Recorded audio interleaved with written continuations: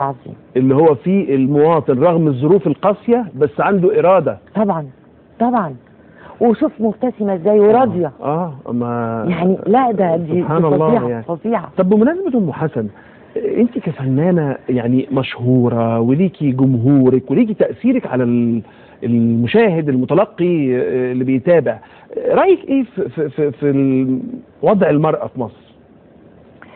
هو احنا الحمد لله بدأنا المرأة انت نسيت عملت ايه في الاستفتاء وعيبوا علينا وقال بيرقصوا في الشوارع وفي الثورة وكده، بس ده فرح. ده مش رقص، انا مش نازله لابسه بدله رقص ولا توب وبرقص. ده من فرحتي. يعني زي ما يكون فرح بنتي ولا فرح حد من حبايبي هقوم ارقص عادي. انت يعني بالذات اتعرضتي للنقد صح؟ طبعا بعد 30 سنه. طبعا انا كل ما اسمع بشرة خير في اي اوتيل انا قاعده فيه لازم الاقيني لوحدي. يعني بقوم طبعا مش حركات راقصه قوي يعني عشان الكريسماس يعني بتعملي لكن مش ما بقدرش. بتعملي توازن. بعمل توازن لكن ما بقدرش. يعني فرحانه. فرحانه ده تعبير عن الفرح يعني. بلس بقى ان الست اهي نموذج ام حسن.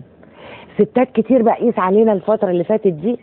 احنا مخرجات كامله ابو ذكري عظيمه في سجن النساء. جميله قوي جميله قوي. ودي جايه بقى. يعني كامله ابو ذكري جايه. وشيرين عادل. لا اقول كامله لسه يعني. انا بشتغل دلوقتي مع مريم احمدي مخرجه اول مره. فانا عشقت. شوفها وقفه راجل في البلاتو. جديده خالص. ربنا معاها. جدا. فاحنا بدأنا في مصورين اهي زي القمر اهي واقفه تصور على الكاميرا. فاطمه. امال ايه؟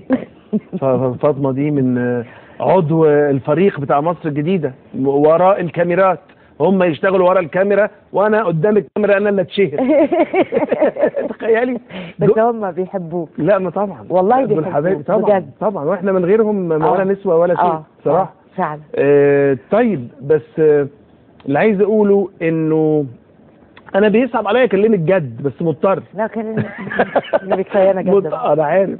الست راحت الثوره ووقفت في طوابير الاستفتاء على الدستور ووقفت في طوابير الانتخابات بتاعت السيسي وكل حاجه. ما خفتش من اي حاجه. لغايه دلوقتي ملهاش تمثيل ولا في وزاره طبعا يعني ليها بس التمثيل صغير جدا. ويتم التحرش بيها في الشارع المصري وفي وسائل المواصلات العامه. صح؟ ما هو وبعدين بص دي اخلاق بقى الناس. اخلاق الناس اتغيرت. اخلاق الناس ما بقاش فيه الشاب المصري الجدع. للاسف انا بقول الكلام ده وانا حزينه على كده. ولمستي الكلام ده بنفسك؟ جدا. يعني ممكن ابقى ماشيه بالعربيه الاقي واحد بيقول كلام ملوش اي لازمه. ليكي؟ ايوه. يجنح مثلا بالعربيه بتاعته لو انا سايقه.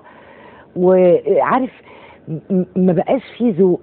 ما بقاش فيه اخلاق. مش كلهم طبعا. يعني في بعض الشباب بجد زي الفل. انا مش عارفه ده حصل ليه. هل الثوره دي عملت حاله الانفلات دي؟ طبعا لا. دي ثوره يا جماعه. احنا بنصلح شيء. بنصلح من بلدنا. بنصلح من شأننا. فليه الحاجات دي؟ ليه؟